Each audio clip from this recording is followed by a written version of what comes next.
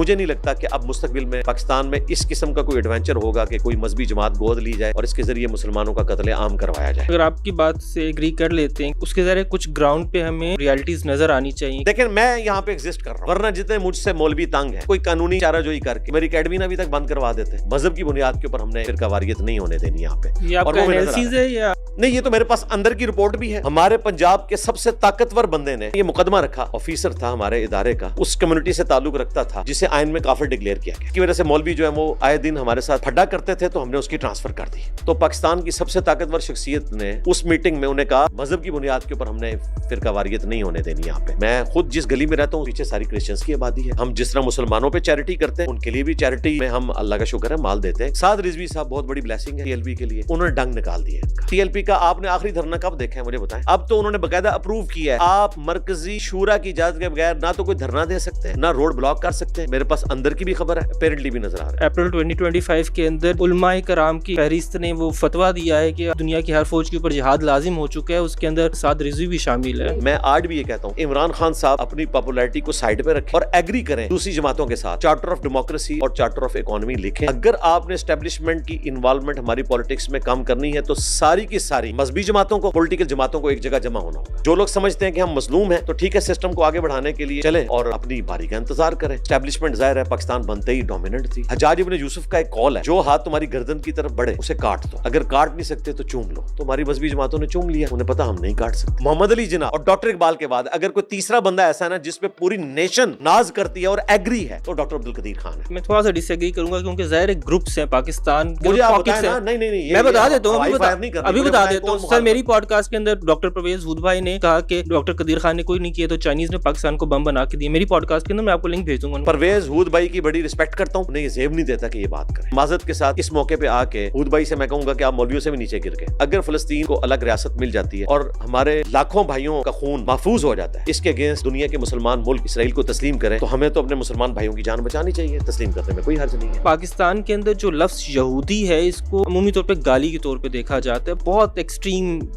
Sentiments ہوتے ہیں لوگوں کو اس لفظ کو لے کر. گالی کیوں بنا دیا گیا اس لفظ کو؟ صلاح الدین ایوبی کو فائنانس کس نے کیا تھا کرسچنز کے خلاف؟ سرکار یہ کیمرہ آپ کا اگر بوجھ اٹھا سکتا ہے نا, صلاح الدین ایوبی کو فائنانس یہودیوں نے کیا تھا. تو صلاح الدین ایوبی تو آج ہمارا ہیرو ہے, اس نے تو یہودیوں سے مدد لی ہوئی ہے. محسن داور صاحب آئے ہوئے تھے ہماری پوڈ کاسٹ میں, انہوں نے کہا کہ پاکستان بنانے کی ضرورت نہیں تھی کیونکہ جتنے مسلمان یہاں پر آئے اس سے زیادہ تو ہم ہندوستان میں چھوڑ کر آ گئے. آج کی ڈیٹ میں جو ہندوستان میں مسلمانوں کی صورتحال ہے اس کو دیکھ کے تو میرا خیال اب یہ سوال اٹھانا ہی نہیں چاہیے. یہ تو 2000 کے بعد کا فینومنا ہے, پہلے تو کافی سیکولر مائنڈ سیٹ نظر آتا ہے آپ کو 47 آن ورڈ. میرے بھائی اگر 47 کے وقت یہ صورتحال نہیں تھی تو مہاتما گاندھی کو کسی مسلمان نے قتل کیا, ایک ہندو نے قتل کیا نا, اور اس کا تعلق ہندوتوا سے تھا کہ انڈیا ڈیوائڈ کیوں ہو گیا. جنہوں نے کیسا انویژن کیا تھا پاکستان کو the way it is right now, میرا نہیں خیال اس طرح کا پاکستان وہ چاہتے ہوں گے. تو پھر انہوں نے کیا چاہتے ہیں آپ بھی بولے نا کچھ. کہیں نہ کہیں مجھے کنفیوژن نظر آتی ہے. کیا اسلام کی تجربہ کا بنانا چاہتے تھے, ایک سیکولر پاکستان بنانا چاہتے تھے, کیا یہ ایک برٹش پروجیکٹ تھا جو کہ باچا خان کہتے ہیں؟ اتنا مشکل سوال ہے, میں نے اس کا جواب دیا تو پھر ہنگامہ کھڑا ہو جائے گا. میں ہنگامے کے ڈر کی وجہ سے جواب دینے سے پیچھے نہیں ہٹوں گا چونکہ آپ نے اس کو ٹاپک بنایا. دیکھیں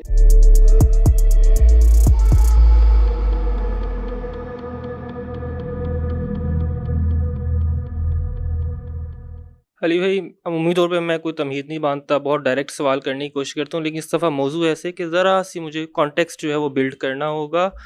محسن داور صاحب آئے ہوئے تھے ہماری پوڈ کاسٹ میں بھی پبلش ہوئی ہے ریسنٹلی, اور انہوں نے کہا کہ پاکستان بنانے کی ضرورت نہیں تھی کیونکہ جتنے مسلمان یہاں پر آئے اس سے زیادہ تو ہم ہندوستان میں چھوڑ کر آ گئے. اور اس کے علاوہ میں اپنے ارد گرد بھی نوجوانوں کو دیکھتا ہوں, وہ کلاڈ سے, جیمینائی سے, چیٹ GPT سے, گراک سے نا اس طرح کے سوالات پوچھ رہے ہوتے ہیں کہ پاکستان بنانے کی ضرورت کیوں تھی.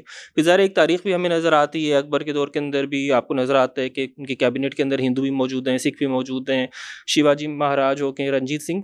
ایک آپ کو 1857 تک کم از کم جو ہے مذہبی ہم آہنگی نظر آتی ہے. 1857 کی جنگ آزادی ہے, اس کے اندر بھی ہمیں نظر آتا ہے کہ مل کر جنگ لڑتے ہیں. پھر کیا ضرورت تھی کہ 47 کے اندر جو ہے ڈیوائڈ کیا جاتا ہندوستان کو؟ لا حول ولا قوة الا باللہ. اللہم صلی علی محمد وعلی آل محمد. رب اشرح لی صدری ویسر لی امری واحلل عقدۃ من لسانی یفقہوا قولی. واحد بھائی, آپ کو ہماری اکیڈمی میں ویلکم ہے. آج کی صورتحال میں تو بڑی آسانی کے ساتھ ہم ماضی میں جا کے دیکھ سکتے ہیں پاکستان بننے کے بعد کے حالات جو ہوئے، مسلمانوں کا جینا محال کیا ہے انہوں نے، یہ ڈیسیژن کر سکتے ہیں کہ اس وقت جو پارٹیشن کا ڈیسیژن تھا وہ بالکل درست تھا، اور وہ ایک دن میں فیصلہ نہیں ہوا تھا۔ بانی پاکستان محمد علی جناح رحمہ اللہ تعالی سب سے زیادہ حامی تھے ہندو مسلم اتحاد کے۔ انیشلی انہوں نے کانگریس ہی جوائن کی تھی، اس کے بعد ان کو آئیڈیا ہوا کہ کانگریس جس طرف اس پورے کے پورے معاملے کو لے کے جا رہی ہے، اس کے بعد مسلمانوں کے لیے یہاں پہ سروائیول مشکل ہو جائے گی۔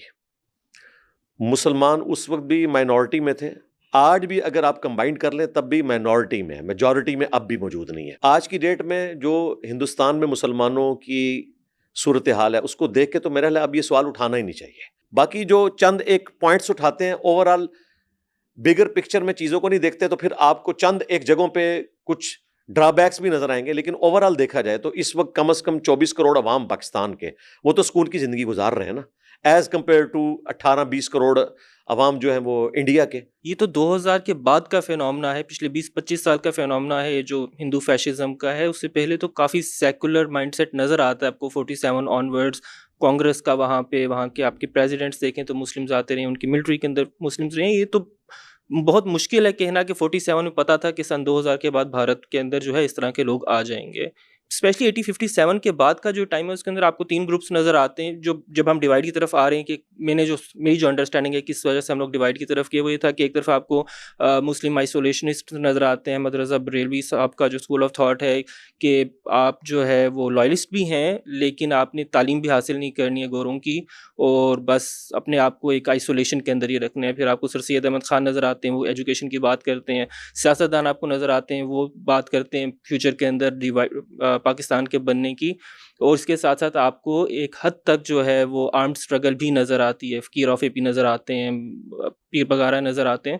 یہ سارے گروپس ایگزسٹ کر رہے تھے۔ کیا اس وقت سے ہی ڈیوائڈ موجود تھا جو کوئی پاکستان کے اندر 47 آنورڈز مختلف طبقات کے اندر ڈیوائڈ نظر آیا، کیونکہ اس کی بنیاد کے اندر وہ ڈیوائڈ موجود تھا؟ ڈیوائڈ موجود تھا۔ پچھلی بات کو میں مزید ریبٹل کروں، جو آپ نے کہا نا کہ 47 کے وقت یہ صورتحال نہیں تھی۔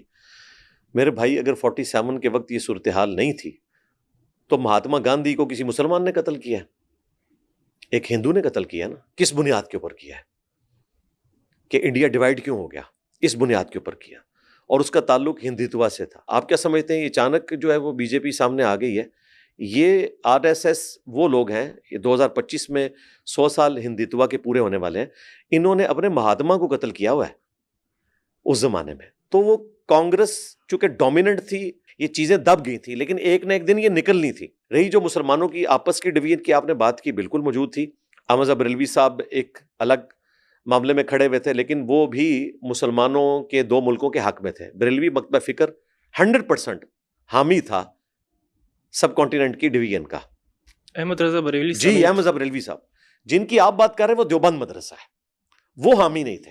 ان میں صرف 2 بندے حامی تھے، اشرف تھانوی اور شبیر احمد عثمانی۔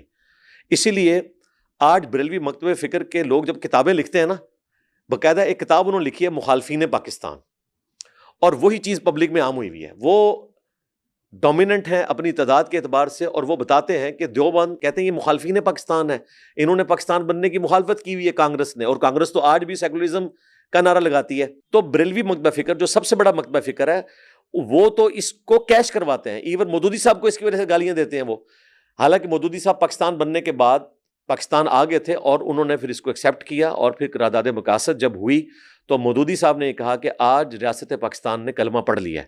اس سے پہلے مودودی صاحب محمد علی جناح کی اس اسٹرگل کے خلاف تھے، اور وہ ان کو کوئی مسلمانوں کے پیشوا کے طور پہ نہیں مانتے تھے۔ پولیٹیکل لیڈر تو مانتے تھے، لیکن وہ کہتے تھے کہ پیشوا نہیں ہے، پیشوا اس قسم کے نہیں ہونے چاہیے۔ لیکن جب پاکستان بنا تو ان کی ایکسیپٹنس کا لیول دیکھیں کہ ریڈیو پاکستان سے ان کے لیکچرز آتے تھے، پھر آہستہ آہستہ انہوں نے یہاں پہ اس کو پولیٹکس میں ایکسیپٹنس دی، اور باوجود اس کے کہ وہ خلافت و ملوکیت لکھ کے عورت کی حکمرانی کے خلاف تھے، سیدہ عائشہ کے مقابلے پہ سیدنا علی کو وہ سپورٹ کرتے تھے، پھر بھی فاطمہ جناح کو انہوں نے سپورٹ کیا صدر ایوب کے مقابلے پہ کہ وہ ڈکٹیٹر ہے، یہ ایک پولیٹیکل سٹرگل کرنے والی ہے۔ اسی طریقے سے اہل تشیع پاکستان بننے کے حق میں تھے اور سپورٹ کرنے والے تھے۔ محمد علی جناح کی خود بھی روٹس جو ہیں وہ شیعہ کے ساتھ میچ کرتی تھی، لیکن اہل سنت کو پسند کرتے تھے۔ ان کا جنازہ جس بندے نے پڑھایا وہ دیوبند مکتب سے تھے، شبیر احمد عثمانی صاحب رہ گئے. یہ جتنے پیر فقیر تھے جو گدیاں چلا رہے تھے وہ تو سارے محمد علی جناح کے ساتھ ہی تھے ویسے ہی, اور ان میں ڈومیننٹ جو پرسنالٹی تھی وہ پیر میر علی شاہ صاحب کی تھی. وہ تو 1937 میں فوت ہو گئے, اور ان سے پہلے 1921 میں احمد بریلوی صاحب فوت ہو گئے. یہ سب وہ لوگ تھے صوفی ٹائپ جو لوگ وہ آلریڈی پاکستان بننے کے حق میں تھے. ٹھیک ہے سر, کافی انٹرسٹنگ ہے یہ کنٹراسٹ, بیکاز کہا جاتا ہے جو عمومی طور پہ آپ نے بھی سنا ہوگا کہ ریلیجیس کلاس جو وہ کہتی ہے کہ ہم ان کے بارے میں کہا جاتا ہے کہ یہ ان لوگوں کا تو کوئی رول نہیں ہے پاکستان بنانے کے اندر, یہ تو سیاستدانوں نے یا پولیٹیشینس نے بنایا تھا. اور آپ کی جو پورے کا پورا اپنا کیس بلڈ کیا وہ یہی کہ سیاستدان پلس ریلیجیس کلاس دونوں کی کولیبریشن کے ساتھ پاکستان بنا. تو پھر تو یہ کولیبریشن کنٹینیو کرنی چاہیے تھی 47 آن ورڈز, جبکہ ہمیں نظر آتا ہے کہ عمومی طور پہ جو مذہبی لوگ ہیں وہ اسٹیبلشمنٹ کے زیادہ قریب چل گئے, سیاستدان بھی گئے. آپ اس میں کولیبریشن ان کی کیوں کم ہو کب گئے جی اسٹیبلشمنٹ کے قریب؟ 70s کے اندر آپ آتے ہیں تو جو پوری 70s میں پہنچ جائیں بھائی, 47 کے بعد 30 سال لگے ہیں سر. 53 کے اندر جو فسادات ہوئے تھے وہ کس لیے ہوئے تھے؟ وہ بھی تو ایک پولیٹیکل ریزننگ سے سٹارٹ ہونے کے بعد سب سے ڈومیننٹ جو مذہبی پلیٹ فارم تھا وہ جماعت اسلامی کا تھا, سب سے آرگنائز جماعت. وہ تو اسٹیبلشمنٹ کے خلاف تھی. اسٹیبلشمنٹ کی بی ٹیم وہ بعد میں بنی ہے مودودی صاحب کے دنیا سے چلے جانے کے بعد. ظاہر ہے اسی لیے انہوں نے فاطمہ جناح کو سپورٹ کیا تھا ایوب خان کے مقابلے پہ. اگر وہ اینٹی اسٹیبلشمنٹ نہ ہوتے تو صدر ایوب کو سپورٹ کر رہے ہوتے. یہ مذہبی جماعتوں کا سارا معاملہ ہوا امریکہ اور رشیا کی کولڈ وار کی وجہ سے, جب ایک جہادی ایلیمنٹ آیا اور ایک مذہبی قسم کا بندہ جس کا تعلق دیوبند فرقے سے تھا, ضیاء الحق, وہ حکومت میں آ گیا ایک غلط طریقے سے قبضہ کر کے, اور الیکٹڈ پاکستان کے پہلے الیکٹڈ پرائم منسٹر کو ہٹا کے مارشاء اللہ لگا دیا, ان کو جیل میں ڈال دیا, کیس بنایا, ان کی پھانسی تک بات چلی گئی. اس وقت امریکہ سپورٹ کر رہا تھا چونکہ ضیاء الحق کو, تو وہ اسٹرانگ ہو گیا یہاں پہ. اس نے دیکھا کہ اگر ہم نے افغان وار جیتنی ہے اس کے لیے ہمیں فیول تو چاہیے پاکستان کی عوام کا, تو مذہبی ایک ڈومیننٹ جذبہ ہے جس کے ذریعے آپ لوگوں کو ابھار سکتے ہیں. تو اس وقت جو امریکہ ہے وہ بھی مذہبی طبقے کو سپورٹ کر رہا تھا یہاں پہ, اور اس وقت کے جو فارن منسٹر تھے امریکہ کے, آپ ان کی تقریر سنیں تو وہ تو ابھار رہے تھے کہ رشیا والے جو ہیں یہ ڈینائل آف گاڈ کرنے والے ہیں اور ہم گاڈ میں بلیو کرنے والے ہیں. قرآن کے نسخے امریکہ نے پرنٹ کروا کے وہاں پہ تقسیم کیے. ضیاء الحق صاحب کی اس وقت کی تقریریں موجود ہیں, کوئی مولوی اس قسم کی تقریر نہیں کر سکتا.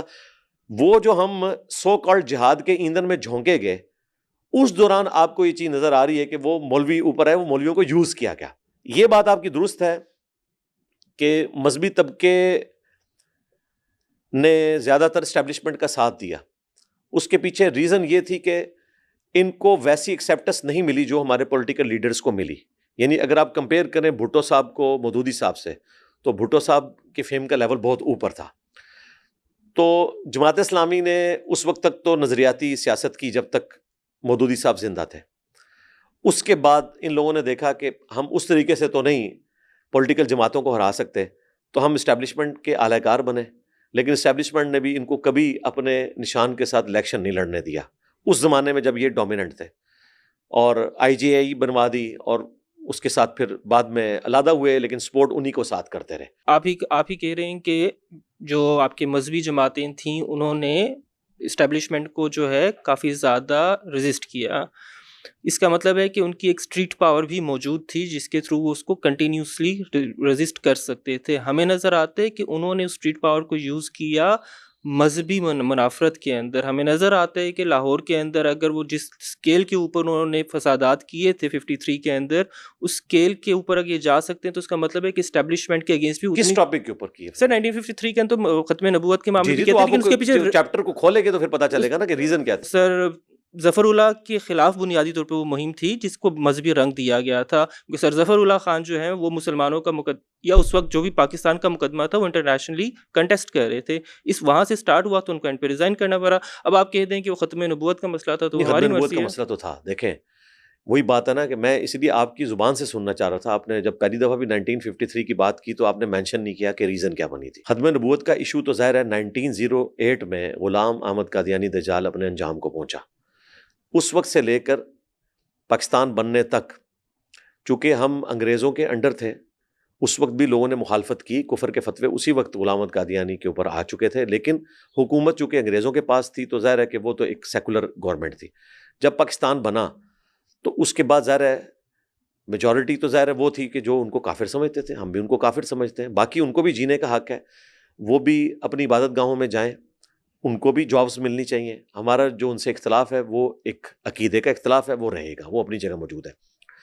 تو اس وقت ہماری جو اسٹیبلشمنٹ تھی یا ہمارے جو پولیٹیکل لیڈرز تھے، انہوں نے کوشش کی کہ ان چیزوں کو کسی طریقے سے دبایا جائے، اس پوائنٹ آف ویو سے کہ یہ مسئلہ نہ اٹھایا جائے. ختم نبوت کا مسئلہ تو بہرحال ایک کریٹیکل مسئلہ تھا.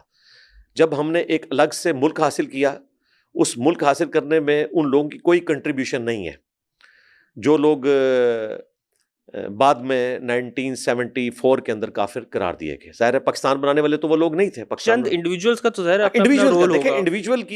انڈیویجول میں دیکھا جائے تو میں ہٹلر کو بھی کریڈٹ دوں گا، اس کی وجہ سے گریٹ برٹن کمزور ہوئی نا. باقی ظاہر ہے ختم نبوت کا مسئلہ ایک بہت بڑا مسئلہ تھا. مسلمانوں نے ایک ملک حاصل کیا اور ظاہر مسلمانوں کے بنیادی عقائد میں عقید ختم نبوت شامل ہے. اور پھر ہم جہاں سے ساری روشنی حاصل کرتے ہیں خلفائے راشدین کے دور حکومت سے، تو انہوں نے تو اس مسئلے کو اتنا سینسٹیو لیا ہے کہ مسلمہ کذاب کے خلاف باقاعدہ جنگ لڑی ہے سیدنا ابوبکر نے. تو شکر کریں کہ ہم نے پولیٹیکل سٹرگل کی ہے، ادروائز اگر اس لیگیسی کو دیکھا جاتا نا تو یہاں پہ تو گورنمنٹ لیول کے اوپر وہ کچھ ہونا چاہیے تھا جو حضرت ابوبکر صدیق نے کیا. تو وہ فسادات اسپیسیفکلی ختم نبوت کے مسئلے کی وجہ سے ہوئے تھے.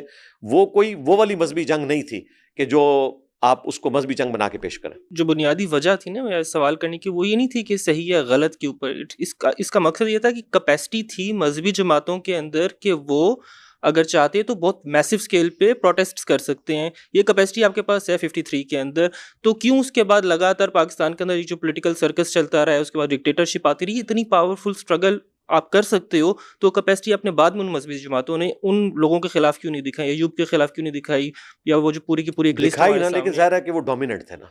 اسٹیبلشمنٹ ظاہر ہے پاکستان بنتے ہی ڈومیننٹ تھی. جنرل گریسی نے محمد علی جناح کی بات نہیں مانی تھی، باقیوں کی کیا اوقات ہے مجھے بتائیں. تو وقت کے ساتھ ساتھ مضبوط ہو گئے. اصل جو کینسر آپ کو لگا ہے وہ ماشاء اللہ ہے صدر ایوب کا. اس کے بعد سے فوج کو نظر آیا کہ ہم مضبوطی سے یہاں پہ معاملات چلا سکتے ہیں.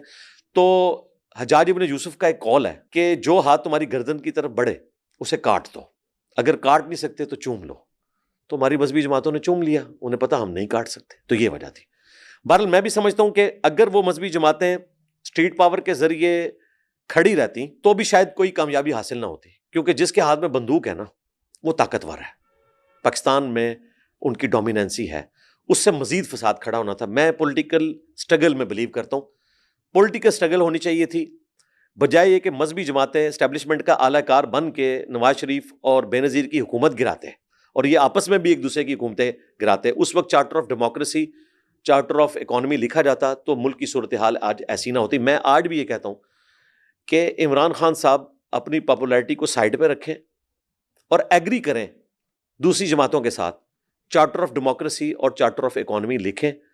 اگر آپ نے اسٹیبلشمنٹ کی انوالومنٹ ہماری پالیٹکس میں کم کرنی ہے تو ساری کی ساری مذہبی جماعتوں کو، پولیٹیکل جماعتوں کو ایک جگہ جمع ہونا ہوگا. اگر یہ ساری ایک جگہ جمع نہیں ہوں گی اور ڈومیننٹ ان میں سے کوئی ایسی جماعت ہے جو جا کے اسٹیبلشمنٹ کی بی ٹیم بن جائے گی، تو پھر یہ دوبارہ سے یہ سرکل اس طریقے سے چلتا رہے گا. تو اس وقت جو لوگ سمجھتے ہیں کہ ہم مظلوم ہیں، تو ٹھیک ہے، سسٹم کو آگے بڑھانے کے لیے سسٹم کے ساتھ چلیں اور اپنی باری کا انتظار کریں. یہ ایک دن میں مسئلہ حل ہونے والا نہیں ہے. سر چونکہ آپ نے حجاج بن یوسف کا ذکر کر دی ہے، اس وجہ سے ہم لوگوں نے جو text book version of Pakistan history دیکھا، اس میں لکھا ہوا ہے ایک جگہ پہ کہ 712 کے اندر محمد بن قاسم پہلا پاکستانی تھا. پھر ظاہر ہے جب ہم لوگوں نے بعد میں ڈیٹیل میں ہسٹری دیکھی تو ہمیں نظر آیا 3 ورژن ہے. آپ بتا سکتے ہیں کون سا صحیح ورژن؟ ایک ہے کہ ہاں وہ قذاق تھے، حملے کرتے تھے، اس وجہ سے جو ہے طاہر کی خلاف وہ جہاد کرنے کے لیے آئے تھے. دوسرا ورژن ہے کہ سادات کو قتل کرنے کے لیے آئے تھے. تیسرا ورژن ہے کہ ایک امیر ملک تھا ہندوستان، اس پہ قبضہ کرنے کے لیے آئے تھے. آپ کس ورژن کے ساتھ ایگری کرتے ہیں؟ سادات والا ورژن جو ہے وہ اسٹرانگ ہے. جو آپ نے کہا نا کہ سونے کی چڑیا تھی سب کانٹیننٹ، یہ والا ورژن بعد میں اپلائی ہوتا ہے محمود غزنوی اور باقی لوگوں کے اوپر. ایون ہمارے آباء و اجداد کے اوپر. میں مغل خاندان سے تعلق رکھتا ہوں، تو ظہیر الدین بابر کو اسلام کی خدمت کرنے تو نہیں آیا تھا، مسلمانوں سے حکومت اس نے چھینی، وہ خود بھی مسلمان تھا.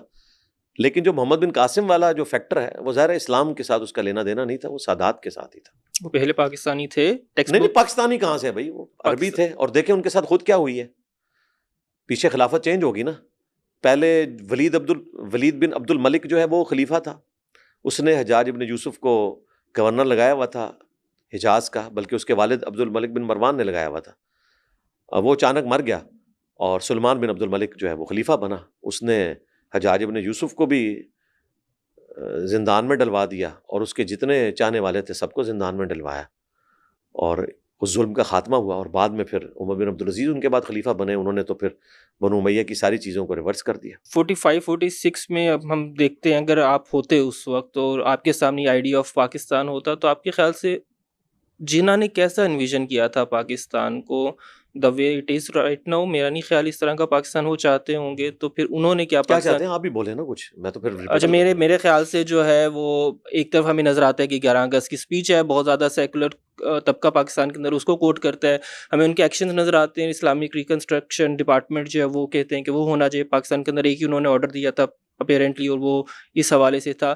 تو کہیں نہ کہیں مجھے کنفیوژن نظر آتی ہے کہ شاید وہ بھی کلیئر نہیں تھے کہ وہ کیا اسلام کی تجربہ کا بنانا چاہتے تھے، ایک سیکولر پاکستان بنانا چاہتے تھے، کیا یہ ایک برٹش پروجیکٹ تھا جو کہ باچا خان کہتے ہیں. obviously کنفیوژن ہے، there are various versions of history. اتنا مشکل سوال ہے، میں نے اس کا جواب دیا تو پھر ہنگامہ کھڑا ہو جائے گا. میں ہنگامے کے ڈر کی وجہ سے جواب دینے سے پیچھے نہیں ہٹوں گا، چونکہ آپ نے اس کو ٹاپک بنایا ہے. دیکھیں، جو آج ہمارے علماء یا آرتھوڈاکس مذہبی طبقہ بات کر رہے ہیں نا کہ محمد علی جناح کا پاکستان یہ والا پاکستان تھا، وہ پلی لیتے ہیں 1930 کے الہ آباد کے خطبے سے. اس میں واقعی پولیٹیکل ورژن آف اسلام کی بات کی ہوئی ہے ڈاکٹر اقبال نے، کہ جس طرح باقی دنیا میں نظام چل رہے ہیں، مسلمانوں کا بھی ایک پولیٹیکل نظام ہے اور وہ حکومتی لیول کے اوپر ہونا چاہیے. ظاہر ہے کہ وہ اس کو خلفۂ راشدین سے دیکھ رہے تھے، اگرچہ ڈاکٹر اقبال بنو امیہ، بنو عباس، سلطنت عثمانیہ کی حکومتوں کو اس اعتبار سے تو سپورٹ کرتے تھے کہ وہ مسلمانوں کی حکومتیں تھیں، لیکن دوسری طرف امپیریلزم ان کو مانتے تھے. اتنی سخت بات انہوں نے اپنے خطبات میں کہی ہے کہ اگر اللہ تعالیٰ ہمیں یہاں پہ ایک الگ ملک دے تو عرب امپیریلزم کا داغ جو ہمارے چہرے پہ لگ گیا ہے خلفۂ راشدین کے بعد، ہم اس کو دھو کر اسلام کی صحیح پکچر ویسٹ کو بتا سکتے ہیں. اس کا مطلب ہے کہ وہ صلح حسن کے بعد سے جتنی حکومتیں ہیں مسلمانوں کی، ان کو امپیریلزم کہتے تھے. اب یہ ایک بہت بڑی ادبی گالی ہے ایک مسلمان کے لیے کہ اسے امپیریلزم کہا جائے. ظاہر نبی اسلام تو ان چیزوں کے خلاف تھے، تو یہاں تک تو ڈاکٹر اقبال بالکل اس کی مخالفت کرتے تھے. پاکستان کو وہ اس اعتبار سے دیکھتے تھے کہ ہم خلفۂ راشدین کے نظام کے اوپر یہاں پہ سسٹم کو بنائیں، یہ وہ ان کی خواہش تھی. 1938 میں وہ فوت ہو گئے. اب جو قرارداد پاکستان ہے، لاہور ریزولوشن، جہاں پہ آج مینار پاکستان بنا ہوا ہے، منٹو پارک تھا جو، وہاں پہ جو قرارداد منظور ہوئی ہے نا، اس پوری قرارداد میں اسلام کا لفظ ہی کوئی نہیں ہے. مسلمان کی بات ہوئی ہے، ٹو نیشن تھیوری کی بات ہوئی ہے. اور 1940 میں چونکہ ڈاکٹر اقبال زندہ نہیں تھے، اس لیے وہ پولیٹیکل اسلام والا فیکٹر اس میں آپ کو نظر نہیں آئے گا. وہاں پہ ٹو نیشن تھیوری نظر آئے گی کہ یہ نیشن سٹیٹ بننے جا رہی ہے.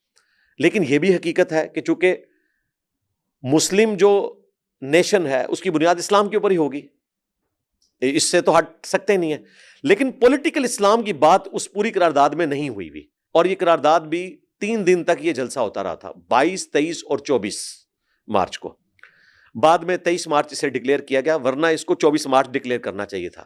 چونکہ 23 مارچ جو ہے وہ یوم جمہوریہ تھا، اسے ڈیلیوٹ کرنے کے لیے ہماری اسٹیبلشمنٹ نے نا اس کا تو جنازہ ہی نکال دیا اور 23 مارچ یہ کر دیا. یہ وہ مطالعہ پاکستان ہے جو اوریجنل مطالعہ پاکستان ہے. ہمیں پتہ ہے بھائی، اس زمانے میں ہمیں نہیں پتا تھا، لیکن بعد میں آسما جہانگیر، نجم سیٹھی، اس طرح کے جو پڑھے لکھے لوگ ہیں، ان کے ذریعے ہمیں یہ سارا پتہ چلنا شروع ہوا کہ ہمارے ساتھ کس لیول کا دھوکہ کیا گیا ہے. تو یہ پاکستان ایک نیشن سٹیٹ تھی. باقی جو 11 اگست کی تقریر ہے 1947 کی، پاکستان بننے سے آلموسٹ 3 دن پہلے، ظاہر ہے اس وقت مسلم لیگ کو تو کامیابی حاصل ہو گئی تھی اور پریزیڈنٹ کی حیثیت سے محمد علی جناح نے ایک تقریر کی. وہ بھی آپ تقریر پوری دیکھیں تو وہ اسلام کے اصولوں کے پوائنٹ آف ویو سے اس اعتبار سے بات ہوئی ہے کہ ہم مساوات یہاں قائم کریں گے اور تمام مذاہب کے رہنے والے لوگوں کو یہاں مذہبی آزادی ہوگی، جو آج کے سیکولرز پیش کرتے ہیں. تو بھائی جس کو آپ سیکولر سٹیٹ سمجھتے ہیں وہ تو اسلام ہے. اسلام تو کہتا ہے کہ اسلامک سٹیٹ کے اندر کوئی گرجا نہیں گرایا جائے گا، کوئی ہندوؤں کی عبادت گاہ نہیں توڑی جائے گی، انہیں بھی حق حاصل ہوگا کہ وہ وہاں پہ عبادت کریں. نبی الاسلام نے جو بت قدے ختم کیے ہیں وہ حرم کی سرزمین میں کیے ہیں. باقی جو افغانستان میں انہوں نے کیا اور بدھا کے اس ٹیمپل کو توڑا تو اس کی اسلام میں اجازت نہیں ہے. وہاں سے آپ پلی نہیں لے سکتے, وہ صرف حرم کے لیے ہے. پاکستان میں بھی دیکھیں کتنے یہاں پہ مندر موجود ہیں, چرچز موجود ہیں, اور مسلمان کو ایگزسٹ کر رہے ہیں ان کے ساتھ. میں خود جس گلی میں رہتا ہوں اس سے پیچھے ساری کرسچنس کی آبادی ہے, اور کرسچنس آتے ہیں ہمارے پاس. ہم جس طرح مسلمانوں پہ چیریٹی کرتے ہیں ان کے لیے بھی چیریٹی میں ہم اللہ کا شکر ہے مال دیتے ہیں, کسی کو بتانے کی ضرورت نہیں ہے. باقی یہ کہنا کہ اس وقت نعرہ لگتا تھا پاکستان کا مطلب کیا, لا الہ الا اللہ, تو وہ صحیح لگتا تھا نا. ٹو نیشن تھیوری میں آپ مسلمانوں کو ان کے جذبات کو ابھارنے کے لیے یہی بات کریں گے نا, کلمے کی بنیاد کے اوپر. ظاہر ہے اسلام تو دین توحید ہے, بنیاد تو یہی تھی اس کی. اس وقت پریکٹیکلی پاکستان میں اسلامک سیکولرزم اسی کی طرف پاکستان جا رہا ہے, اور اس طرح کا جو سیکولرزم ہے اس کو تو ہم پسند کرتے ہیں کہ تمام مکاتب فکر کے لوگوں کو بھی آزادی ہونی چاہیے. کسی مذہبی جماعت کی حکومت اس اعتبار سے نہ آئے کہ وہ کسی فرقے کی جماعت ہو. جماعت اسلامی کو میں سمجھتا ہوں کہ وہ کسی فرقے کی جماعت نہیں ہے, اس میں تمام مکاتب فکر کے لوگ موجود ہیں, ان میں اتنی ٹالرنس ہے. ان کی مساجد میں آپ جس طریقے سے مرضی نماز پڑھیں آپ کو کوئی تیکھی نظروں سے نہیں دیکھے گا. باقی جو ہماری جتنی جماعتیں ہیں وہ ظاہر ہے ایک ایک فرقے کو لے کے چل رہی ہیں. ٹی ایل پی بریلوی فرقے کو لے کے چل رہی ہے, جے یو آئی جو ہے وہ دیوبندی فرقے کو لے کے چل رہی ہے, اہل حدیث کی جو جماعت ہے جمعیت اہل حدیث ان کا اتحاد جو ہے نون لیگ کے ساتھ ہے, لیکن بہرحال وہ ظاہر ہے ایک اہل حدیث مکتب فکر کو لے کے چلتے ہیں. تو میں تو بالکل اس حق میں نہیں کہ کسی مذہبی جماعت کی حکومت آئے.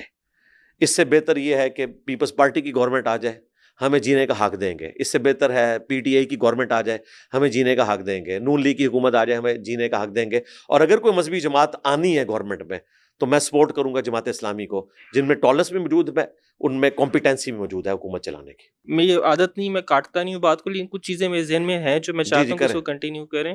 اب میں مختصر جواب دوں گا, میں نے اپنی ڈاکٹرن کلیئر کر لی ہے, اب مجھے بے فکری ہے. اب دیکھیں آپ یہ اکیڈمی چلا رہے ہیں, آپ کا ویژن ہے, آپ فاؤنڈر ہیں اس کے, اور کل کو آپ کے بعد جب بھی ہوگا ایسا تو یہ جو بھی آپ کی ٹیم ہے یہ آپ کی ویڈیوز دیکھے گی, آپ نے جو لکھا جو کہا اس کو دیکھے گی, اس کے اکارڈنگلی کوشش کرے گی اس ویژن پہ لے کے چلیں آپ کی اکیڈمی کو. تو ظاہر ہے 47 میں بھی یہی ہونا چاہیے تھا کہ جو ویژن ہے جس بندے کی, اس کے ویژن کے مطابق آپ کنٹری کو لے کے چلیں. ان کی جو ایکشنز ہیں ہم نے ان کو دیکھنا ہے, ان کے ایکشن میں ہمیں نظر آتا ہے کہ وہ ایک دو غیر مسلم افراد کو جو اپنی کیبنٹ کا حصہ بناتے ہیں, ایک ہندو ہوتے ہیں, ایک جو احمدی کمیونٹی کے فرد ہوتے ہیں. تو پھر ایسا کیا ہوا 49 کے اندر کہ آپ نے قرارداد مقاصد کے اندر مینشن کر دیا کہ کوئی شخص جو ہے وہ پاکستان کا وزیر اعظم یا صدر نہیں بن سکتا بیکاز اس کا عقیدہ جو ہے وہ مسلم عقیدہ اگر نہیں ہوگا تو نہیں بن سکتا. اگر ان کو لگتا ہے کہ کسی کے اندر کیپیسٹی ہے اور اس سے کوئی فرق نہیں پڑتا اس کا عقیدہ کیا ہے, تو پھر بعد میں آنے والے لوگ کیوں چاہیں گے کہ جناح کے ویژن سے ہم لوگ جو متصادم ہو جائیں. چاند ایک بڑی پوسٹ کی بات ہوئی تھی, ورنہ تو ہر جگہ ہماری فوج کے اندر بھی موجود ہیں, نان مسلمس بھی موجود ہیں. بھگوان داس وہ قائم مقام چیف جسٹس بھی رہ چکے ہیں, تو وہ تو ہندو تھے. باقی یہ بات درست ہے کہ ایگزیکٹلی اس پوسٹ کے اوپر پریزیڈنٹ کی ہو, پرائم منسٹر کی, سینٹ کا جو اسپیکر ہے قومی اسمبلی کا, یہ چند ایک پوسٹ کی انہوں نے بات کی تھی. اور لاجیکلی وہ اس اعتبار سے تو درست ہے کہ پاکستان میں 97% جو ہیں وہ مسلمز ہیں, تو ظاہر ہے کہ ایک یہ مسلم ریاست تو ہے. اس اعتبار سے اگر وہ اس چیز کو مخصوص کر لیتے ہیں اور یہ سمجھتے ہیں کہ چونکہ پاکستان ایک اسلامک اسٹیٹ ہونے کی وجہ سے, اس اعتبار سے کہ یہاں پہ مسلمانوں کی تعداد زیادہ ہے, دنیا کی نظروں میں کھٹکتی ہے, تو ہم اتنا بڑا رسک نہیں لے سکتے کہ کسی نان مسلم کو ایسی بڑی پوسٹ کے اوپر لے کر آئیں کہ جو ہمارے مفادات کے خلاف ہو, اور میجورٹی اس کو ایکسیپٹ کر لے. تو بالکل درست ہے. میں کہتا ہوں کہ اگر انڈیا میں میجورٹی یہ کہتی ہے نا کہ ہماری بھی کی پوسٹ کے اوپر کوئی مسلمان نہیں آ سکتا, تو ڈیموکریسی اور کیا ہے, ٹھیک ہے اسے آئین کا حصہ بنا لیا جائے. اگر کوئی سمجھتا ہے کہ یہ غلط ہے تو آپ رائے ہموار کریں اور ایسا کریں کہ جی ان کی بھی پوسٹ ہونی چاہیے, تو ٹھیک ہے ہم آپ کا ساتھ دیں گے. رہا محمد علی جناح, تو محمد علی جناح کی جو ویژن ہے ان کا ضروری نہیں ہے کہ آج بھی اسی طریقے سے ویلڈ ہوگا. چند ایک بنیادیں تو آپ لے سکتے ہیں.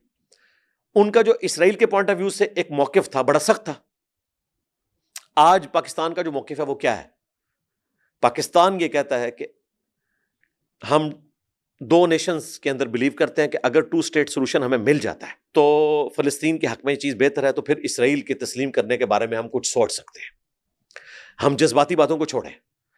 جبکہ محمد علی جناح اس معاملے میں بہت سخت تھے. وہ کہتے تھے کہ یہ غلط طریقے سے ہم پہ مسلط کیے گئے ہیں. اس زمانے میں ظاہر مسلمانوں کا غصہ تازہ تھا اور وہ حقیقت کے اوپر مبنی تھا غصے کی حد تک. لیکن ریالٹی کو ایکسیپٹ کرنا پڑتا ہے کہ جب کوئی چیز فتح ہو جاتی ہے اور آپ مفتوح ہو جاتے ہیں تو پھر آپ نے سپیس حاصل کرنی ہے. تو آج پاکستان جس جگہ پہ کھڑا ہے اور جو کوشش کر رہا ہے، آپ قطعاً اس کو نہ کہیں کہ یہ کوئی ان کے خلاف بات کر رہے ہیں. ہم فلسطینیوں کے حق میں بات کرتے ہیں کہ اگر، یعنی ہم سے مراد میں کر رہا ہوں، مجھے نہیں پتا ہماری گورنمنٹ کی پالیسی مستقبل میں کیا ہوگی. میرا تو موقف یہ ہے کہ اگر فلسطین کو الگ ریاست مل جاتی ہے اور ہمارے لاکھوں بھائیوں کا خون محفوظ ہو جاتا ہے، اس کے اگینسٹ اگر دنیا کے مسلمان ملک اسرائیل کو تسلیم کریں کہ وہ فلسطین کو ایک الگ ریاست دے دیں، تو ہمیں تو اپنے مسلمان بھائیوں کی جان بچانی چاہیے. تسلیم کرنے میں کوئی حرج نہیں ہے. اور کئی مسلمان ملکوں نے کیا ہوا ہے جن کو آج ہم اتنا عزت کی نگاہ سے دیکھتے ہیں. ترکی، طیب اردگان کو مسلمانوں کا لیڈر مانا جاتا ہے، آج تک کسی مولوی نے اسے نہیں کہا کہ تم لوگوں نے اسرائیل کو کیوں تسلیم کیا ہوا ہے. ہم تو کہتے ہیں اس قسم کا تسلیم نہ کریں. تسلیم کریں جب یہ ہمیں ریاست دیں، وہاں مسلمانوں کو سکون کی زندگی وہاں گزارنے دیں، الگ سے ایک اسٹیٹ دیں، تو ہم تسلیم کرنے کے لیے تیار ہیں. اسرائیل کا ذکر بھی آپ کر چکے ہیں. پاکستان کے اندر جو لفظ یہودی ہے اس کو عمومی طور پہ گالی کے طور پہ دیکھا جاتا ہے. بہت ایکسٹریم سینٹیمنٹس ہوتے ہیں لوگوں کو اس لفظ کو لے کر. آپ کیا سمجھتے ہیں، جیسے کرسچنز ہیں، ہندو ہیں، یہودی ہیں، یہ ذرا ایک مذہب ہے اور ہمارے تو کزنز بھی لگتے ہیں ایک لحاظ سے، تو گالی کیوں بنا دیا گیا اس لفظ کو؟ یہودیت کو گالی نہیں بنانا چاہیے. زائنسٹ موومنٹ جو ہے نا بیسیکلی یس، وہ ہے پرابلمیٹک ایسی موومنٹ جس نے یعنی دنیا میں مسلمانوں کو نقصان پہنچایا. میں آپ کو تاریخی اگر حقائق بتاؤں، آپ کو پتہ ہے خلفۂ راشدین سے لے کے ورلڈ وار 1 سے پہلے تک مسلمان اور یہودی یوں اکٹھے تھے. ان کی ساری دشمنی کرسچنز کے ساتھ تھی، کیونکہ مسلمانوں نے ریلیف دیا تھا یہودیوں کو. حضرت عمر نے انٹرنیشنل سٹی ڈکلیئر کیا تھا، یہودیوں کو آنے کی اجازت دی تھی 500 سال کے بعد. 70 عیسوی کے اندر ٹائٹس نے تباہ کیا تھا، ایک ویلنگ وال چھوڑی تھی جس کے سامنے یہودی جو ہے گریا کرتے ہیں. حضرت عمر ہیرو ہیں یہودیوں کے کہ انہوں نے اجازت دی ان کو آنے کی. صلاح الدین ایوبی کو فائنانس کس نے کیا تھا پتہ ہے آپ کو؟ کرسچنز کے خلاف. سرکار یہ کیمرہ آپ کا اگر بوجھ اٹھا سکتا ہے نا، صلاح الدین ایوبی کو فائنانس یہودیوں نے کیا تھا کہ کرسچن سے ہماری جان چھڑائیں تاکہ ہم یہاں پہ آ سکیں یروشلم میں. تو صلاح الدین ایوبی تو آج ہمارا ہیرو ہے، اس نے تو یہودیوں سے مدد لی ہوئی ہے، فائنینشیل سپورٹ لی ہوئی ہے. یہ ریالٹیز ہیں لیکن لوگوں کو نہیں سمجھ آتی ہیں. تو آہستہ آہستہ یہ تو ورلڈ وار 1 سے پہلے زائنسٹ موومنٹ آئی اور اس وقت سلطنت عثمانیہ نے جو یہودیوں کی ایک اسٹیٹ تھی اس کے اعتبار سے ان کے ساتھ کمپرومائز نہیں کیا، اور ان کی بھی ضد تھی کہ ہم نے یہیں پہ حاصل کرنی ہے. وہاں سے مسلمانوں کی دشمنی شروع ہوئی. باقی یہودیوں کے عقائد سے ہمیں اختلاف ہو سکتا ہے. آج بھی آپ یہودیوں سے جا کے اگر آپ انٹرویو کریں تو وہ مسلمانوں کے ساتھ کمفرٹیبل ہیں. یہودیوں کے انٹرویو لیے ہیں وہ جو آرتھوڈاکس یہودی ہیں جنہوں نے لمبے لمبے بال، لمبی لمبی داڑیاں اور وہ کیپس پہنی ہوئی ہیں، ان سے انٹرویو لیے ہیں یوٹیوبرز نے جا کے. مسلمانوں نے نہیں، عام لوگوں نے. انہوں نے کہا کہ آپ زائنسٹ کے ساتھ رہنا پسند کریں گے یا مسلمس کے ساتھ؟ ان کا مسلمانوں کے ساتھ. اور آج بھی جو پیور یہودی ہیں وہ تو فلسطین کا جھنڈا لگاتے ہیں، وہ ایران میں مہمان ہوتے ہیں، وہ مسلمانوں کے احتجاج میں زائنسٹ کے خلاف کھڑے ہوتے ہیں. تو وہ تو مسلمانوں کو درست سمجھتے ہیں. آپ جو بات جہاں سے آغاز کیا تھا وہیں سے اگین کچھ خاص پوسٹس ہیں نہیں ہونی چاہیے وہاں پہ غیر مسلموں کو، لیکن جب پھر ایک ایسی انوائرمنٹ بنا دی جاتی ہے کہ اس کے بعد سے لے کر آج دن تک کوئی بھی شخص اگر وہ آپ کے ملک کا ہیرو ہے، جو بھی اچیومنٹس اس نے آپ کے ملک کے لیے کی ہیں، لیکن اس کا عقیدہ پہلے آ جاتا ہے جس کی وجہ سے اس کو ہیرو سے آپ ویلن بنا دیتے ہیں. سر ظفر اللہ کی بھی بات کر رہا ہوں میں، ڈاکٹر عبدالسلام کی بھی بات کر رہا ہوں میں، سیسل چودھری کی بھی بات کر رہا ہوں. تو یہ ہیروز ہیں ہمارے ملک کے، لیکن آپ نے میں دوسری بات ہی نہیں کروں گا، میں آپ کے ساتھ نہیں، آپ میرے ساتھ تو ہیں، لیکن اگین جب آپ کہتے ہیں نا کہ 1-2 سیٹس کے حوالے سے وہ ایک پورا مائنڈ سیٹ ہے پاکستان کے اندر جو کہتا ہے کہ تو وہ مائنڈ سیٹ تو کہتا ہے شیعہ بھی کافر ہیں. وہ مائنڈ سیٹ تو یہ بھی کہتا ہے یہاں سنی شیعہ فسادات ہوئے ہیں، 30 سے 40 ہزار شیعہ قتل ہوئے ہیں اسٹیبلشمنٹ کی ناک کے نیچے. ضیاء الحق نے سپورٹ کیا ان جہادی تنظیموں کو جنہوں نے شیعہ کا قتل عام کیا، اسی لیے شیعہ اتنی نفرت کرتے ہیں. جب بھی اسٹیبلشمنٹ ان کو اپنے پاس بلاتی ہے وہ کہتے ہیں کہ یار ہم تو اسی نیریٹو پہ تھے جو آج آپ نے FATF کے بعد اڈاپٹ کیا ہے. میں تو شیعہ علماء سے بھی ڈسکشن کرتا ہوں، جب وہ آرمی چیف کے سامنے بیٹھے ہوتے ہیں تو مجھے بتاتے ہیں کہ ہم نے کیا ڈسکشن کی. وہ ڈھکے کی چوٹ پہ کہتے ہیں کہ بھائی آپ جو باتیں کر رہے ہو یہ تو ہم اس وقت کرتے تھے جب ضیاء الحق جو ہے ہمارا قتل عام کروا رہا تھا، آج آپ نے ہمارا نیریٹو اڈاپٹ کیا. تو شیعہ کمیونٹی جو ہے، جو پاکستان میں 20% تو ہے، 20 سے 25%. قادیانی تو آٹے میں نمک بھی نہیں ہے، کرسچن تو آٹے میں نمک بھی نہیں ہے. آپ دیکھیں مسلمانوں کا ایک فرقہ، اس کے بارے میں اتنا سخت رویہ اڈاپٹ کیا گیا. آپ قادیانیوں کا ذکر تو کرتے ہیں، سب سے مظلوم طبقہ یہاں پہ شیعہ. جو مسلمان ہونے کے باوجود قتل ہوئے ہیں، وہ سب سے پہلے نمبر کے اوپر مظلوم ہے یہاں پہ. میں سنی ہو کے یہ بات کر رہا ہوں، ان کے حق کے لیے آواز بلند کریں نا. اصل تو ان کے لیے آواز بلند ہونی چاہیے. تو اسٹیبلشمنٹ، میں یہ آپ کو بتا رہا ہوں کہ اسٹیبلشمنٹ کی ناک کے نیچے یہ سب کچھ ہوا. تو آج اسٹیبلشمنٹ کو جب خیال آ گیا کہ وہ اپنا قبلہ درست کر رہے ہیں تو بہتری کی طرف جا رہی ہیں چیزیں. آپ دیکھیں، میں آپ کو بتاؤں، چلیں میں آپ کے کیمرے میں کوڈ ورڈز میں بات کر دیتا ہوں. کچھ عرصہ پہلے پنجاب لیول کی ایک میٹنگ ہوئی اور اس میں ہمارے ملک کی سب سے طاقتور شخصیت بیٹھی ہوئی تھی. میں نام نہیں لیتا ورنہ پھر پرابلم ہو جائے گا. ہمارے پنجاب کے سب سے طاقتور بندے نے ان کے سامنے یہ مقدمہ رکھا. یہ جن دنوں یہ فسادات ہو رہے تھے نا کرسچنز کے پوائنٹ آف ویو سے اور قادیانیوں کے پوائنٹ آف ویو سے، وہ بات سٹارٹس کہاں سے ہونا شروع ہوئی تھی. تو وہاں پہ جو پنجاب کے سب سے طاقتور آدمی تھے انہوں نے پاکستان کے سب سے طاقتور آدمی کے سامنے یہ بات رکھی کہ سر، ہمارا جو فلاں آفیسر تھا ہمارے ادارے کا، تو وہ اس کمیونٹی سے تعلق رکھتا تھا جسے آئین میں کافر ڈکلیئر کیا گیا. تو اس کی وجہ سے مولوی جو ہے وہ آئے دن ہمارے ساتھ پھڈا کرتے تھے، تو ہم نے اس کی ٹرانسفر کر دی. تو پاکستان کی سب سے طاقتور شخصیت نے اس میٹنگ میں انہیں کہا کہ تم نے ان مولویوں کے سر میں گولی کیوں نہیں اس وقت مار دی جو اس طرح کا فساد ملک میں کروانا چاہتے ہیں. انہوں نے اپنے غصے کا اظہار کیا. مراد یہ ہے کہ ظاہر ہے انہوں نے کروانا نہیں تھا، جوڈیشری کے تھرو ہی ہونا ہے. میں اس سے آپ کو بتا رہا ہوں کہ پاکستان میں جو سب سے طاقتور لوگ ہیں وہ کیا سوچتے ہیں ایسے لوگوں کے بارے میں جو پاکستان میں دنگا اور فساد کروانا چاہتے ہیں. جو نان مسلم یہاں پہ آباد ہیں، ہاں وہ قادیانی ہوں، کرسچنز ہوں، ہندو ہوں، جوز تو بہت تھوڑے رہ گئے ہیں اکا دکا، یا باقی لوگ ہوں، ان کو بھی زندہ رہنے کا حق ہے. وہ بھی زندہ رہیں گے، ان کے لیے بھی نوکریاں ہوں گی. تو اس وقت جو ہمارے بڑوں کی سوچ ہے نا، اس میں یہ ہے کہ ہم نے کو ایگزسٹ کرنا ہے. باقی آپ اپنا عقیدہ اپنی جگہ رکھیں. سر عمومی طور پہ ممالک کو یونائٹڈ رکھنے والے ہیروز ہوتے ہیں نا. کوئی ایک ہیرو ہوتا ہے، 10 ہیروز ہوتے ہیں جس کے ساتھ سارے الائن کر رہے ہوتے ہیں. آپ کسی کو ہیرو سمجھتے ہیں پاکستان کے اندر 47 آنورڈز؟ کیونکہ پاکستان کے اندر جن کو ہیرو ہونا چاہیے عمومی طور کے پر ان کے ساتھ کوئی نہ کوئی کنٹروورسی جو میں ایسوسیٹڈ بہت ہے. سارے لوگوں کو ہیرو سمجھتا ہوں، ان کی لسٹ تو میں آپ کے سامنے نہیں رکھ سکتا، لیکن میں یہ کر سکتا ہوں کہ میں آپ کو سب سے بڑے ہیرو کا نام بتاؤں. وہ ڈاکٹر عبدالقدیر ہے. سر پھر میں ایکچولی ایک میپ ڈرا کرنے کی کوشش کر رہا ہوں جو پاکستان کے پرابلمز ہیں. آپ ان کو مانتے ہیں، میں بھی مانتا ہوں، بہت پاکستانی مانتے ہیں، لیکن آپ ہی کی اسٹیٹ نے ان کے سمیت کوئی ایک ایسا ہیرو نہیں چھوڑا پاکستان کے اندر جس کو کنٹروورشل نہ بنا دیا گیا ہو. کوئی ایک نام آپ اٹھا کے دیکھیں گے آپ کو کنٹروورشل، ڈاکٹر اور عبدالقدیر خان اسٹیٹ نے اس کو کنٹروورشل نہیں کیا، تو وہ خود بنا نہیں وہ ہوں گے. بنے. سر مجھے اسٹیٹ نے بتائیں، تو بنا دیے نا. پرویز مشرف تو گالیاں کھا رہا ہے جس نے ان سے توبہ ریکارڈ کروائی تھی. اسی وقت ڈاکٹر شاہد مسعود صاحب، جن سے میں سخت اختلاف رکھتا ہوں، اس کے باوجود ان کی دلیری کو سلام ہے کہ انہوں نے اس رات جو پروگرام کیا تھا وہ آج بھی آپ لگا کے دیکھیں تو آپ کی آنکھوں سے آنسو روا ہو جائے. جو انہوں نے پاکستان کی پوری تاریخ بتائی تھی کہ آپ نے ان لوگوں سے معافیاں نہیں منگوائی ہیں اور آپ نے اس بندے سے معافی منگوائی ہے. اسٹیٹ نے بنانے کی کوشش کی، لیکن اسٹیٹ نے ان کو سب سے بڑا پاکستان کا انعام بھی دیا، نشان امتیاز. جس طرح نشان حیدر ہے فوج میں، اس طرح نشان امتیاز ہے تو ان کو ملا، ڈاکٹر سمر صاحب کو ملا. اس کے بعد سب سے بڑی بات کہ وہ پاکستانیوں کے دلوں پہ راج کرتے ہیں. اس اعتبار سے تو کنٹروورشل نہیں بنے. آپ جتنے پولیٹیکل لیڈرز دیکھیں، بھٹو کو آپ دیکھیں تو ہمارے جیسے ڈیموکریٹک لوگ پسند کرتے ہیں نا، مذہبی طبقہ تو ان سے نفرت کرتا ہے.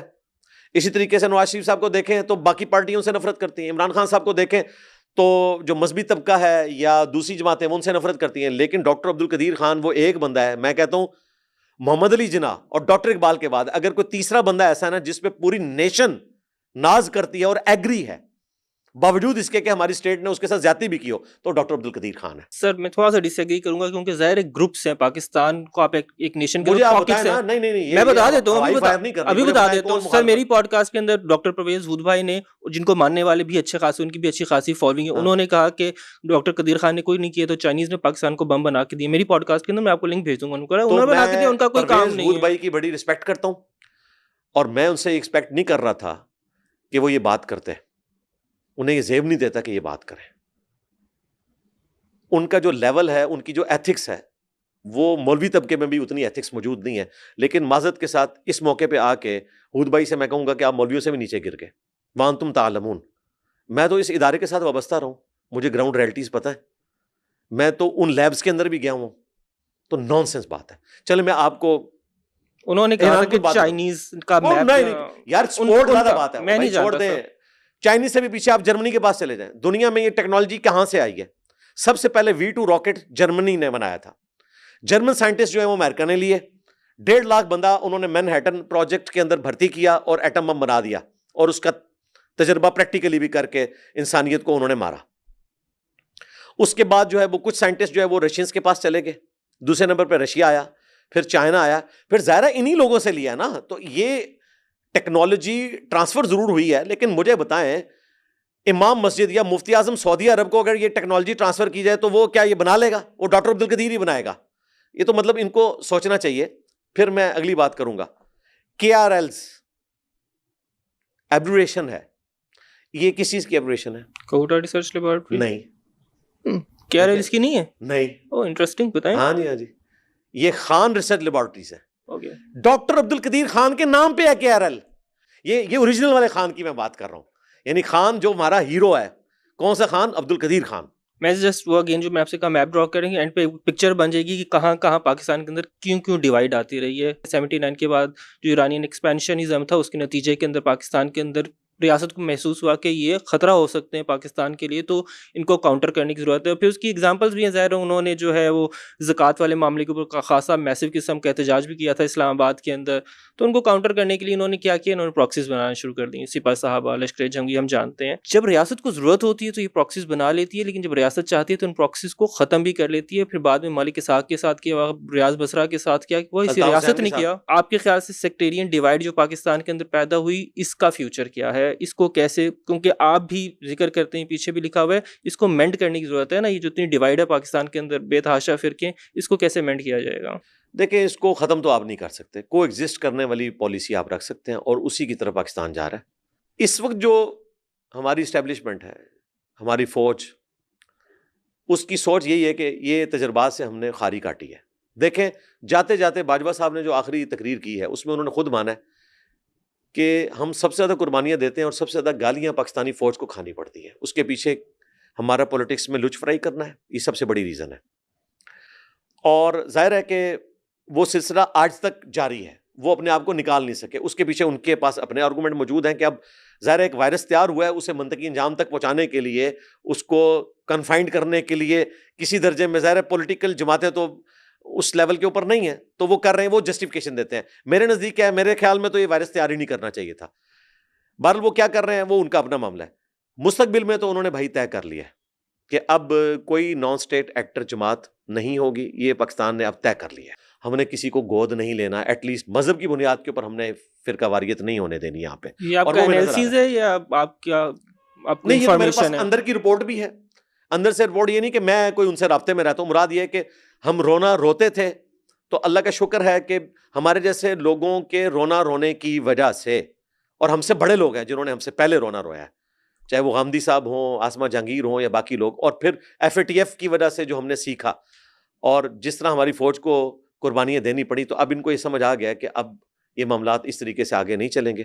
تو مجھے نہیں لگتا کہ اب مستقبل میں پاکستان میں اس قسم کا کوئی ایڈونچر ہوگا کہ کوئی مذہبی جماعت گود لی جائے یا کوئی نان اسٹیٹ ایکٹر جماعت گود لی جائے اور اس کے ذریعے مسلمانوں کا قتل عام کروایا جائے یہاں پہ. تو آج اسٹیبلشمنٹ کی جو گرپ ہے, مجھے کہنے میں کوئی آر نہیں ہے کہ یہ گرپ نہ تو صدر ایوب کے زمانے میں تھی, نہ ضیاء الحق کے زمانے میں تھی, نہ پرویز مشرف کے زمانے میں تھی, جو آج ہے.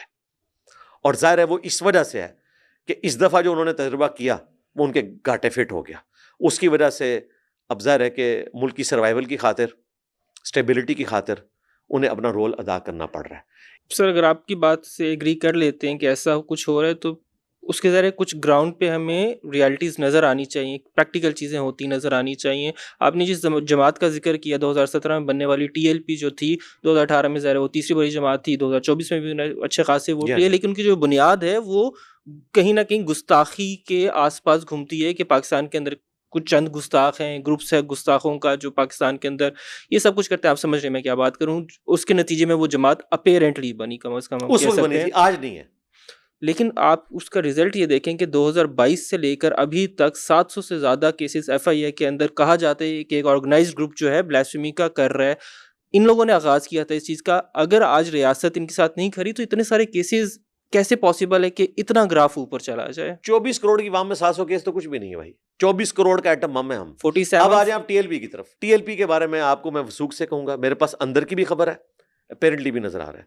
سعد رضوی صاحب بہت بڑی بلیسنگ ہے ٹی ایل پی کے لیے, انہوں نے ڈنگ نکال دیا ان کا. آپ بالکل مجھے بتائیں کہاں پہ ہو رہے ہیں, کون سے پروٹیسٹ ہو رہے ہیں؟ اب تو انہوں نے باقاعدہ اپروو کیا ہے کہ آپ مرکزی شورا کی اجازت کے بغیر نہ تو کوئی دھرنا دے سکتے ہیں, نہ روڈ بلاک کر سکتے ہیں. کتنے کیسز رپورٹ ہوئے ہیں, لیکن ٹی ایل پی کا آپ نے آخری دھرنا کب دیکھا ہے مجھے بتائیں؟ سر اپریل 2025 کے اندر جس علماء کرام کی فہرست نے وہ فتویٰ دیا ہے کہ اب دنیا کی ہر فوج کے اوپر جہاد لازم ہو چکا ہے, اس کے اندر تقی عثمانی بھی ہے, اس میں سعد رضوی بھی شامل ہے. نہیں وہ تو بات ہی ہو رہا ہے, آپ بلاسفیمی کی بات کر رہے ہاں تھے. میں بات کروں کہ کہیں نہ کہیں وہ ایفرٹ کر رہے ہیں نا, فتویٰ دیا, آپ کہہ رہے ہیں خاموش اس ہو فتوے گئے کے ساتھ میں بھی ہوں اس اعتبار سے کہ اگر ہم اتنے مضبوط ہوں تو ہمیں ایسا کرنا چاہیے کہ ہمیں ظلم کے ہاتھ روکنے چاہیے.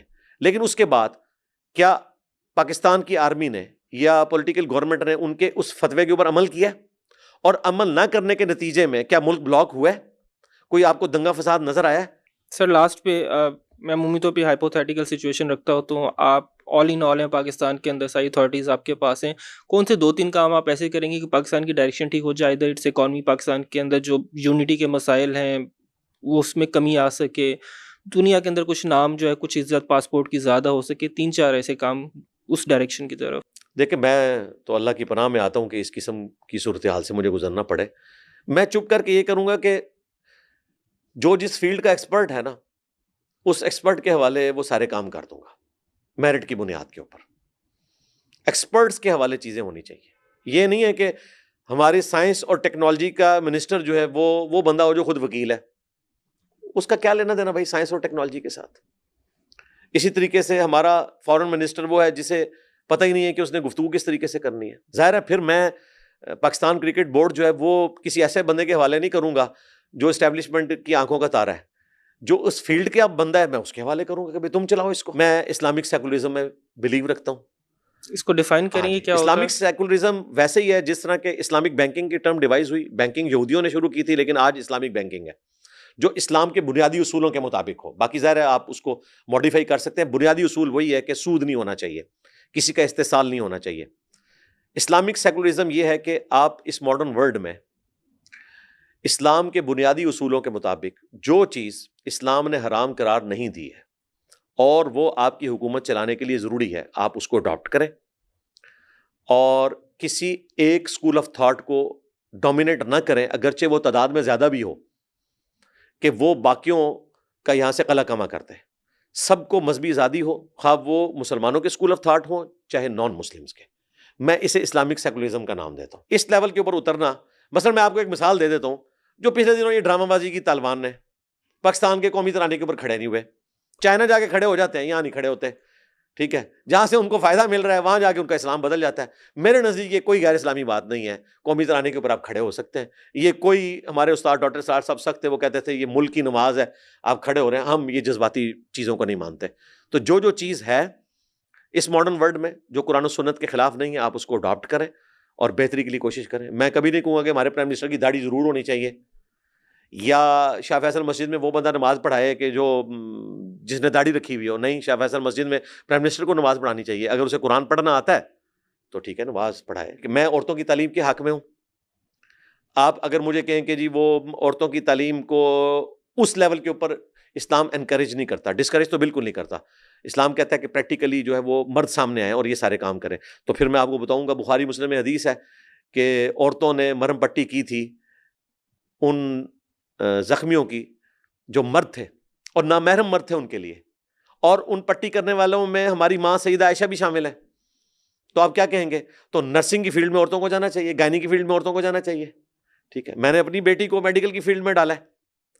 تو یہ ساری جو چیزیں, اب آپ کہیں جی وہاں پہ میڈیکل کالج میں مرد بھی بیٹھے ہوئے ہیں, تو بھائی فاطمہ جناح میڈیکل کالج میں جو ہے وہ ساری عورتیں پڑھ رہی ہیں, ٹھیک ہے. جہاں پہ مرد ہیں کنگ ایڈورڈ میں, تو جب تک ہمارے پاس پیرلل ایک پورا سسٹم نہیں بنتا اس وقت تک ایک ایشو کو ریزالو کرنے کے لیے ایک اچھے وقت کے انتظار میں ایز اے لاسٹ ریزارٹ یہ بھی کام کرنا پڑتا ہے تو آپ کریں, کو ایجوکیشن بھی چلے لیکن اس کی کچھ نہ کچھ باؤنڈریز رکھیں, اور جب حالات فیوریبل ہوں تو آپ باقی معاملات کو لے کے چلیں. تو جو بھی ماڈرن ورلڈ میں چیزیں ہیں وہ آپ کو اڈاپٹ کرنی چاہیے, جس فیلڈ کے جو ایکسپرٹ ہیں. پھر آپ نے نہیں دیکھنا کہ وہ نان مسلم ہے یا کسی اور فرقے سے تعلق رکھتے ہیں, آپ ان کے حوالے کریں وہ سارے معاملات, وہ اس کو لے کے چلیں. سر بنیادی طور پہ میں وہ سارے پوائنٹس آئیڈینٹیفائی کرنا چاہتا تھا جو پاکستان کو لے کے کنفیوژنس ہیں اور جو پرابلمس ہیں, جہاں تک جیسے تیسے کر کے ہم یہاں تک پہنچے, اور آپ نے ہمیں بتایا کہ اب پاکستان صحیح ڈائریکشن کی طرف اپیرنٹلی جانے والا ہے. نہیں ہے نا, دیکھیں میں یہاں پہ ایگزسٹ کر رہا ہوں, ورنہ جتنے مجھ سے مولوی تنگ ہیں تو کوئی قانونی چارہ جوئی کر کے اسٹیبلشمنٹ, یہ تو اسٹیبلشمنٹ کی بھی ٹیم ہے نا, تو میری اکیڈمی ابھی تک بند کروا دیتے. اس کا مطلب ہے اسٹیبلشمنٹ کو بھی سمجھ آ گئی ہے کہ بھی سب کو رہنے کا حق ہے, اور اس طریقے سے اگر آپ ڈائلیکٹیکل مٹیریلزم ہوگا, دو مخالف متضاد چیزیں, یہ کارل مارکس نے تو بعد میں بات کی ہے, قرآن میں تو یہ چیز موجود ہے, ہمیشہ متضاد چیزیں ٹکرائیں گی, ان میں سے ایک پازیٹیو چیز نکلے گی, اور وہ نکلے گی. مولویوں کو کاؤنٹر کرنے کے لیے انجینئر محمد علی مرزا کی ضرورت ہے, اور آپ کی جیسے مزید مزید مرزا لوگوں کو کی کاؤنٹر ضرورت ہے. کرنے کے لیے مولویوں کی ضرورت ہے. ٹھیک ہے, تو یہ اللہ تعالیٰ نے دونوں چیزیں رکھی ہوئی ہیں, اس میں سے ایک بہتری والا سولوشن نکلے گا, تو بہتری کی طرف ہم جا رہے ہیں انشاءاللہ. اس نقطے کے اوپر اتفاق کرتے ہیں کہ آپ کے اختلافات بھی جن لوگوں کے ساتھ ہیں ان کو اور آپ کو بہرحال کو ایگزسٹنس کے ساتھ رہنے کے ساتھ جو رہنے کی ضرورت ہے. تھینک یو سر, بہت اچھا لگا آپ کے ساتھ. میرے خیال سے اگلے سال دوبارہ پھر انشاءاللہ آپ سے ملاقات ہوگی.